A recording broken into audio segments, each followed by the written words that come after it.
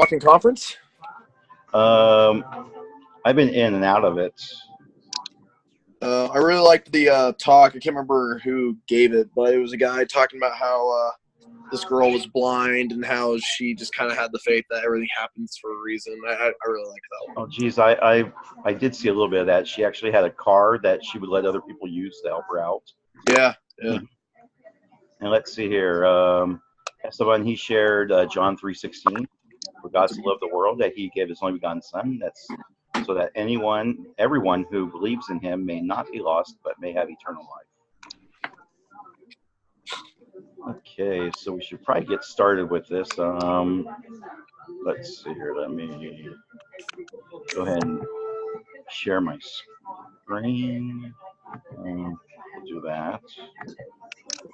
All right. We're going to skip that first part because that was so confusing with us this week. Because I have no idea what we were supposed to negotiate. Well, that was my thing too. Because I'm like, if we're doing this as an individual assignment, who are we negotiating with here? Exactly. I even looked at any discussion links in that first part of the week, and even our instructor, he actually responded, I think yesterday evening, saying that just do the best you can. That he didn't like this one very well, so. Okay. So we'll just skip right to number 2. Let's see here. So how important in this negotiation is the negotiation to Kiruj, and what is at stake? We'll just start with the bullet points, because I think we'll answer the questions from that. Let's see here. Esteban has said something, but sadly I need to be able to get back in there to see it. Can either one of you see what Esteban has written? Yeah, I can see it. Okay. He said, 1, what happened in your negotiation? What was the tone of the negotiation? The tone was cordial, friendly, and with the mutual understanding, we could both see each other's point of view and negotiate in that tone. What actions did your counterparty take that were particularly effective? My counterpart visualizes finance data. We also need them in our spreadsheets. Okay. So Esteban actually saw something with the first part of it. Cool. The first part, I didn't really get that. I was just thinking, since what was your negotiation, just like pretending that we were part of that, but I wasn't sure. That's the only thing that I did, just like pretending that I was part of that. The questions were like your negotiations, or what do you do, or what points of disagreement did you encounter, or stuff like that. Okay. It's clear for me either. So I ended up skipping because I'm like, that's just way too confusing for what we're dealing with here. Yeah. But okay, so let's see here. So how do you view Kirug's position?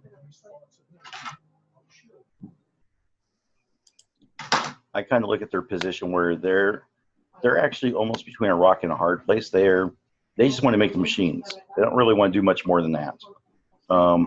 They want to get somebody else involved in actually making the coffee product for them. Yeah. So if they really needed to, they could make the coffee product. But that's not what they want to do.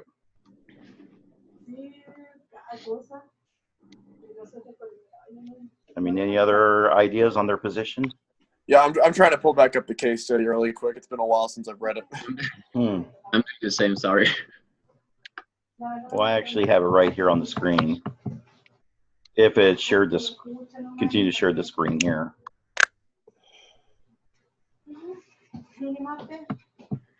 It has their background and everything else. They can actually make the coffee cups if they wanted to. They're K cups, but it's all a matter if they want to or not. Which they really don't want to, because then they have to change their business philosophy, where they have to start focusing also on the coffee aspects of it. Mm-hmm. Right. Well, I just remember, that Dunkin' Donuts thing. That if they would have sold with that, they would have been set. Yeah, that was a pretty big deal they had going on there. Yeah, and for it to die, because their machines didn't work very well. So I mean, they were. So that's the way I looked at it, though, was that they really didn't want to make the coffee. Right. They wanted somebody else to do that. Well, yeah, then you got to spend a whole bunch of money trying to brew something that everybody likes, and Well, you got to no, work with that. But yeah, they'll actually have to make sure the product gets made. They'll have to find people who actually buy the stuff. I mean, so yeah, they really didn't have a distribution center set up to actually be able to do that stuff.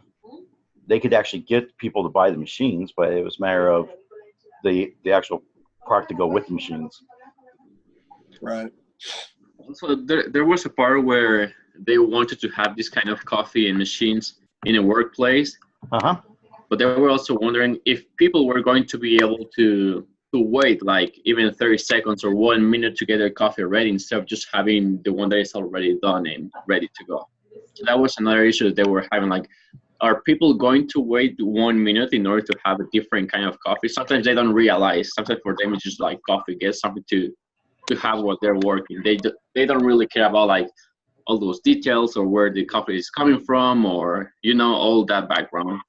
That was another issue that they were having. Like, are people going to make the change to wait a little bit more in order to have a better coffee?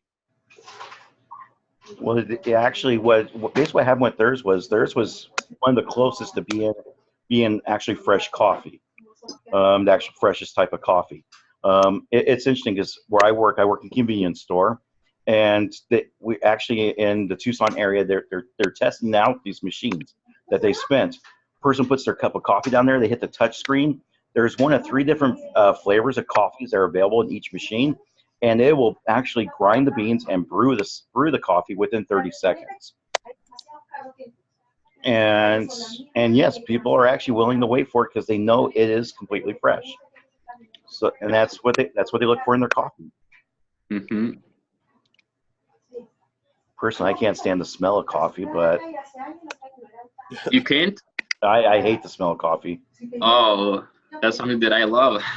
See, my wife, she's from Chile. She joined the church. Actually, she joined the church back in '95. And yeah, used to be a serious coffee drinker. She loves how I smell when I come home from work. I just don't like the smell though. Yeah, that makes sense. Yeah, I would honestly just wait 1, even 2 minutes to get a good one. Mm-hmm. But I know that some people just want the coffee ready to go. Exactly. But okay, so let's see here. Was there any other views with Keurig's position? I think we're good. All right. So how important is it to GMCR? See, I personally thought with them, with Green Mountain, since they're always looking to expand and do different things. Where the Keurig machines, I mean, I've seen the machines. They're completely different than anything else on the market with their little cups that you get for them. So that was something that would be, I think, of interest to them. I'm not sure just how important it was to them to actually jump in there and be that first group to help. First group to actually work with Keurig and develop that product for them. I guess it all depends on how exclusive the product is for them.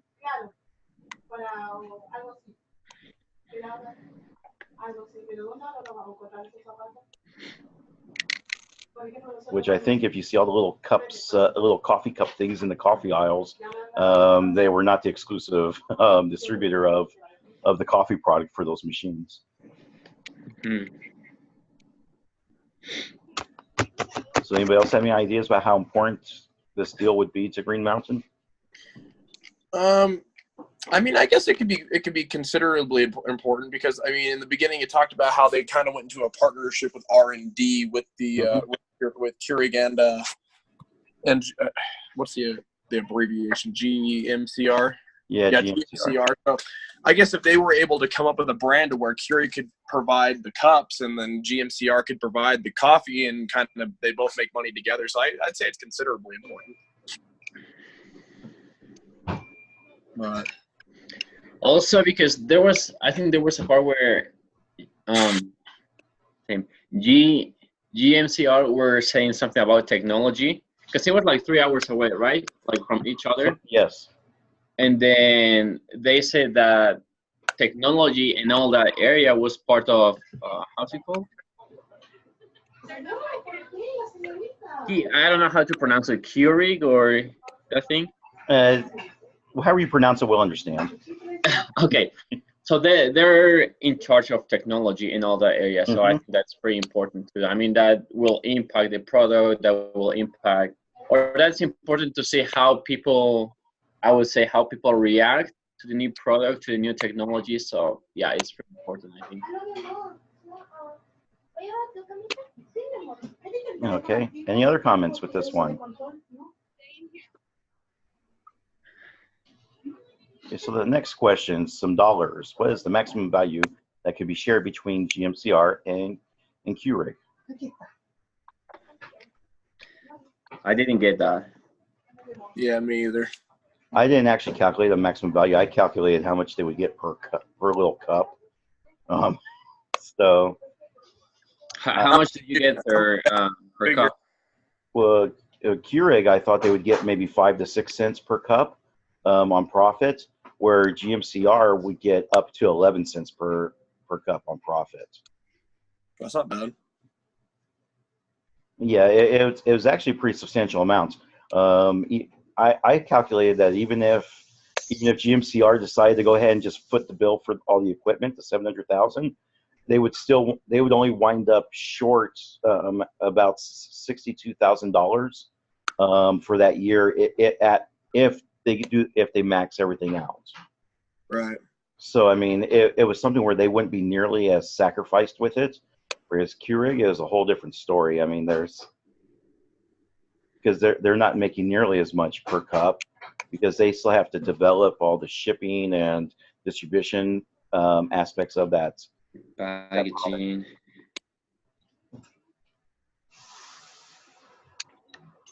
Okay, so you came out with the 11 cents for GMCR and Yeah, 6 for the other one. Yeah, up to 11 cents. Yeah. Okay.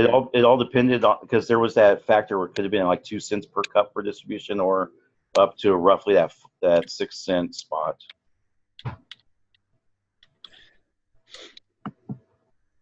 Okay. And Esteban, he actually said similar type of thing. It's very difficult to reach a real figure, but the maximum values vary from many values. Cooperation is very broad. Yep. So yeah, it is really difficult. So basically, I've already answered that next question too. How much they would earn under True North? So as if Keurig actually did their own coffee, it'd be 5 to 6 cents per cup that was sold that they would actually make as profit.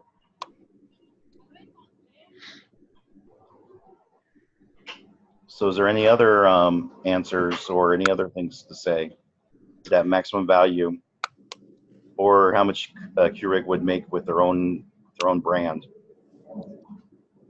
How much does he other True North?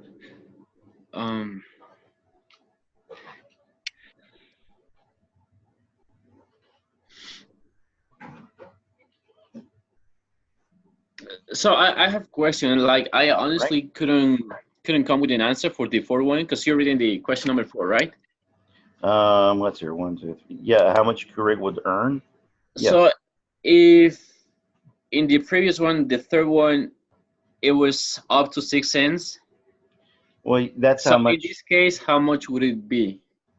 How much does Keurig earn? As I said, I did it just based off of each cup of coffee, which, yeah, it came out to, I believe it was 6 cents, because they have a cost, because they were going to sell it at 25 cents a cup, and their cost was going to be 19 cents a cup.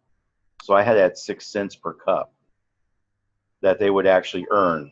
So it's all based off however many cups they would sell. Let's hear what there was.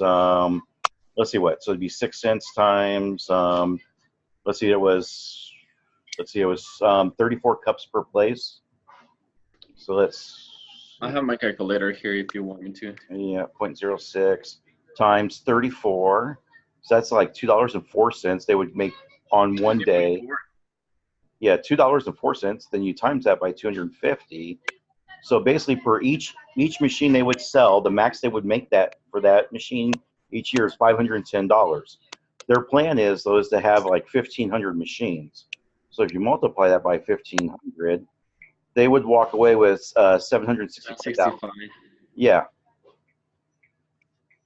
So that would be the maximum amount that they would be looking at and making in a year if they were selling their own coffee. And they might make slightly less than that. Actually, yeah, they might make slightly less than that if they just do royalties with selling that product. At the same time, they're looking at 2 to 3 cents per cup for royalties, and they wouldn't have to have that stress and that headache of trying to make the coffee themselves, which could be a bigger blessing in the long run. Mm-hmm. Oh. Yes, yeah, especially since coffee costs can fluctuate quite a bit.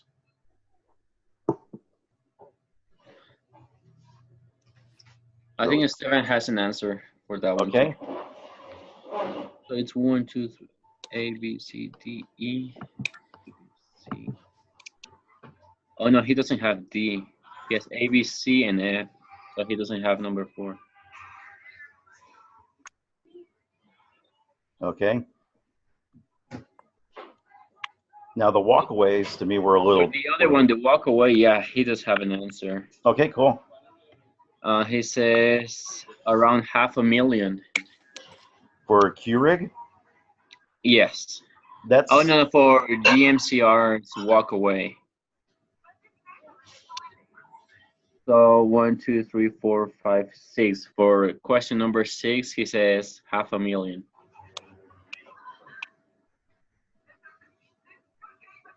Oh, and for the other one, sorry, I got confused. For number 5, Keurig, he says 2.1 million.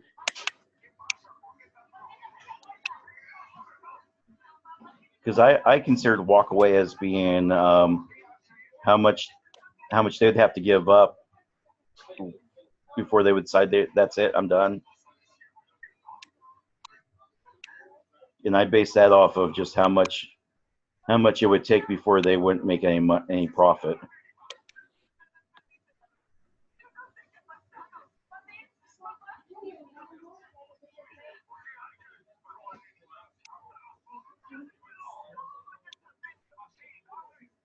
And then also there's also that question of how do you get those values? How do you get those values? Because I know I actually calculated how much Keurig would make with the machines, and based off all the costs and everything else that was involved. Not only that, but it was also how much they would actually make off of selling the machines themselves, because that's also a factor into it. So I actually had their number a little different. That if they had to cough up more than 500,000, then they would just run away from it. Whereas GMCR, as I said earlier, I thought that they would be about $62,000 in the hole on that first year at a max, if they at a max sell. So I didn't think that they really needed too much from it. They want to recover some of that cost, but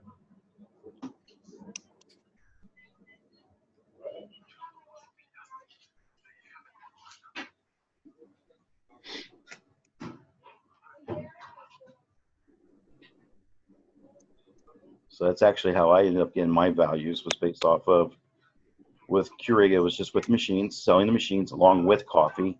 I think I calculated that the cost itself of all that was around $1 million, and they were looking at around 1.5 million in actual profit from that million. So if they had to give up more than $500,000, it wouldn't be worth it to them to make a deal with GMCR, because they could make more money on their own. Mm-hmm. I like that answer better. Whereas with GMCR, there's once again, if they took the cost, if they took the complete cost of everything else, then it wouldn't be nearly as much. Okay, let's see. We do have another message.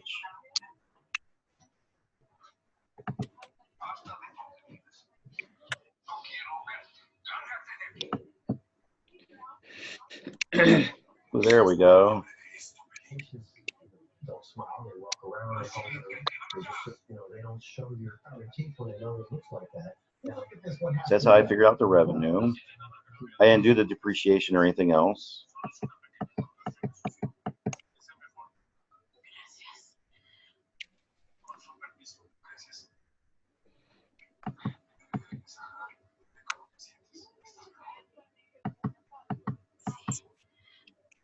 So all the numbers that Esteban has put in they look great.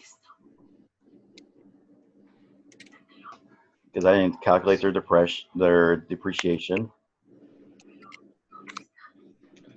Mm-hmm. So the total, like at the end, it says 3,792,000. Mm-hmm. Is that the total for what specifically? Well, you got your revenue, and it's also considering the depreciation. Oh, yeah, now I can see. And everything else.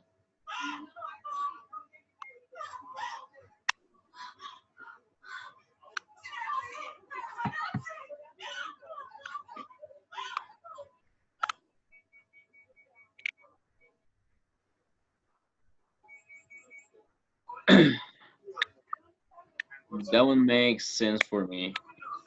Mm-hmm. I didn't have the answer for age, so. Because yeah, I didn't take into consideration any of the other stuff. I just did straight revenues.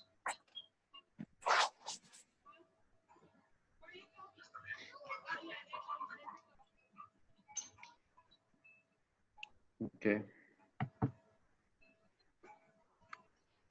So are we good on this section here? Yeah. All right. I could not figure out what Zuppa was. I Googled it. I even went to Bing for it, and it's some sort of, and they came up with some sort of a soup from some Eastern Bloc European country, and it's like that doesn't help me at all. So I have no idea what. It's not in the readings, right? I did not see it in the readings. Yeah, me neither. Let me try to.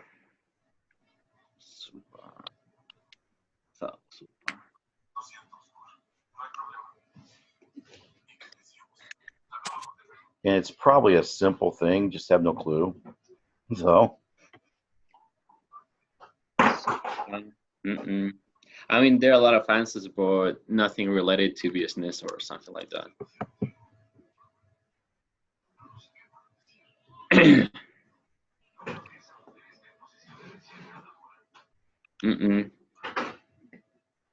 So should we just skip that one then? Yeah, I mean, yeah, we can do it, and I'm going to keep trying to find something. If I do, I'll let you guys know. Okay. Were you able to figure out what Zuppa was, Austin? I wasn't. Were you? So I take you were?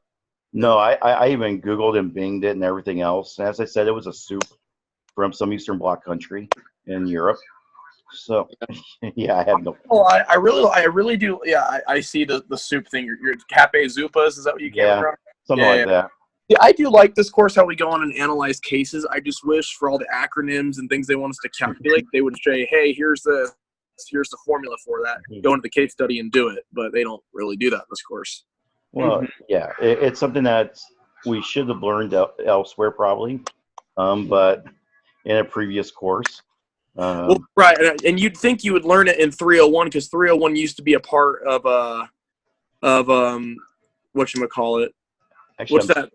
Where you create your own business on campus? Actually, 301 is a no, it's more of a. Let's see, because I'm taking it right now. Financial management. Yeah. Yeah, it used to. What does that think? IBC. So when you were doing IBC, you would have to take 301, 321, and 341 all at the same time, and then they were supposed to help you through the business making thing. So Uh-huh. I realistically speaking should have been learning all this in 301, but we really didn't. Because yeah, I was, since I'm an online only student, and I actually had some classes from other colleges. Some of that stuff I was actually able to get credit for my previous courses. So yeah, Right. Yeah, I do online too, and I took 301 last semester, but I didn't have most of these calculations we were doing, I didn't see any of those in there. actually 301's been one of the easiest classes I've ever taken. Oh, it's super easy. It's like, oh my goodness, this is a full semester, please. Well, there's like one assignment to do, and they're all due on Saturday. hmm Actually, I would do it first thing and just get it out of the way. And yeah, you just make sure you save your spreadsheets for the midterm, and I'm guessing for the final, I'll be taking that here sometime this weekend, so I can be done with that. But yeah, it's very easy. But we're digressing here. So Zoop, I have no clue what it is.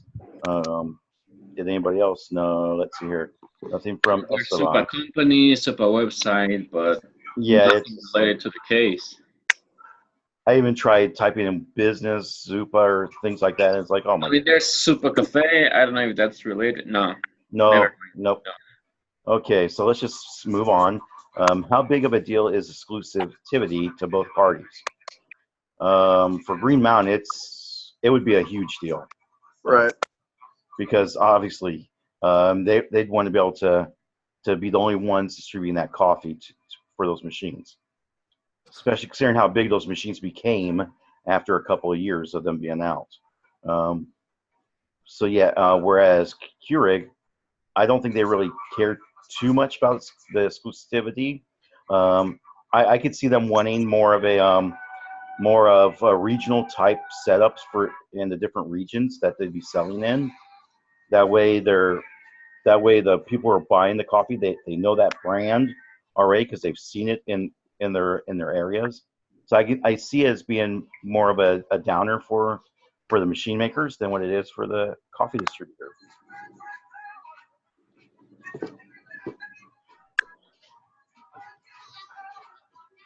I mean, any other ideas?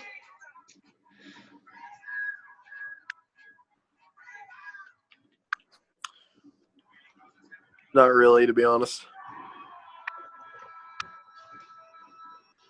It just makes sense. The one who's actually, we have 10 minutes to go before this thing kicks me off. So let's see here. So yeah, it's just one of those things.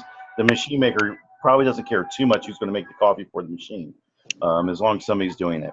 Whereas the coffee maker is going to want, to get as much profit out of it as possible.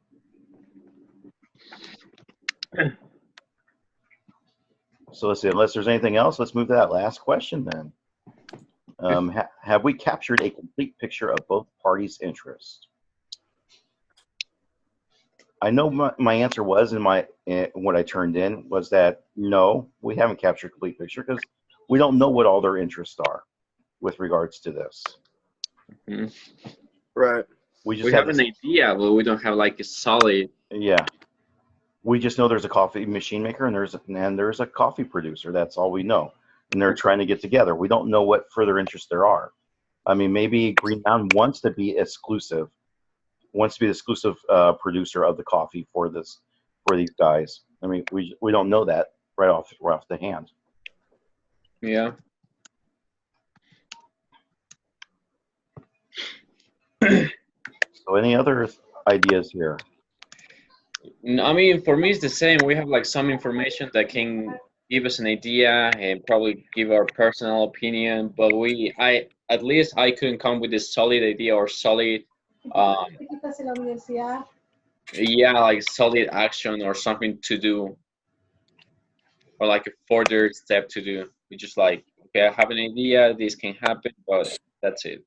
Right. Mm-hmm. So let's see here. So is there anything else then? So all these questions, well, I submitted those questions, the ones that I could answer on Wednesday, right? Yes. And do we have to submit something else besides the link of the meeting? I think there's still something else that we have to turn in. There's a group assignment, I think, still. Yes. Yes. Let's look here. Let's see here. Group assignments.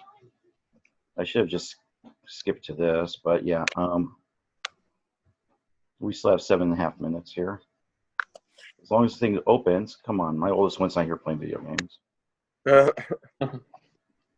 Been there before. Well, she does online gaming, so yeah, it zaps my internet.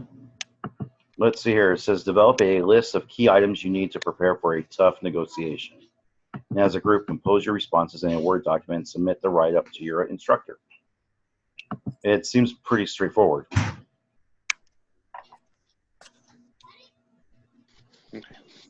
So that's So we just got to answer those 2 questions then. Well, pretty much it's, well, no, it's just really one question. Develop a list of key items you need to prepare for a tough negotiation. And as a group, compose your responses.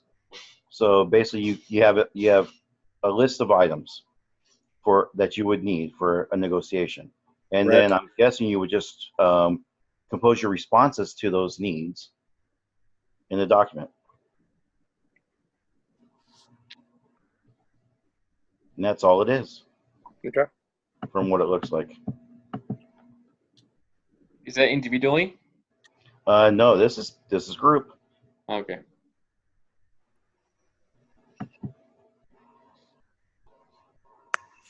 So yeah, looks like that's pretty much it then after that. And all we have is just that paper to do next week. That's worth 200 points. Yeah, that one's individual though. Yes, it is. Yep. This is our last meeting. So sad. Actually, since I didn't do one of those nice little essays, I currently have a D in this class. Really? But after that 200-point thing, I should have a C, and that's all I care about. Because that means next week I graduate. Oh wow! So you're trunky then, huh? It's been hard this week because the other 2 classes I'm taking, I've already passed them, and so it's like, okay, I'm focusing most of my attention on this. So I get as many points as I can. So yes, I'll be fine. Even don't get me wrong, I'll still do the best I can on that essay next week. When is it due? I think it's due Friday. Okay. Because I think Friday's the last day of classes. Because that midterm essay, I got all the points out on it. So I was like, cool, that helped me out quite a bit. Remind me, what was the midterm? I don't remember it. Please, that was like 6 weeks ago. I sometimes don't remember what happened 2 days ago. Been there too. But yeah, so that's what we're looking at. So let's see here. So I'm not sure if anybody wants to work a little bit on that, on the key items for the tough negotiation. Because I know usually Esteban's already been attacking this stuff, and then it's us to add any insights we have to it and clean it up a little bit. Right. Well, if we all want to write just like a couple things and then email it to each other, and someone condenses it and puts it all together. I think we can do that. Okay. In a Google Doc or how? Well, we can just email it through it might be easier just through the BYUI. Okay, the one that we currently have. Yeah, because from what I've noticed, Google Docs, it just takes such a long time to load. At least for me it does. Not only that, we have to turn it as a Word document anyway, so might as well just keep it as a Word document. Right. Because since Microsoft has no issues with copying and pasting in between documents. Okay, sounds good. So it would be just 1 and 2? Just 2 questions? It's just develop a list of key items you need to prepare for a tough negotiation. Uh-huh. And it says, as a group, compose your responses in a Word document. So actually, it's just a list of items, the way I understand it. A list of items we need for a tough negotiation. Okay. So I would say get maybe 3 or 4 items that you think that you would need for a tough negotiation, and we'll just combine them all. Okay, sounds good. I can send that to the email that we have in the next hour, probably the next 30 minutes. Sounds good. Okay. So if there's nothing else, I'm going to go ahead and stop this, and we're going to get on with the days. Yeah, that sounds Okay, sounds good. All right. all right. Thank you, later. guys. All right. Thanks, guys. Yep, bye.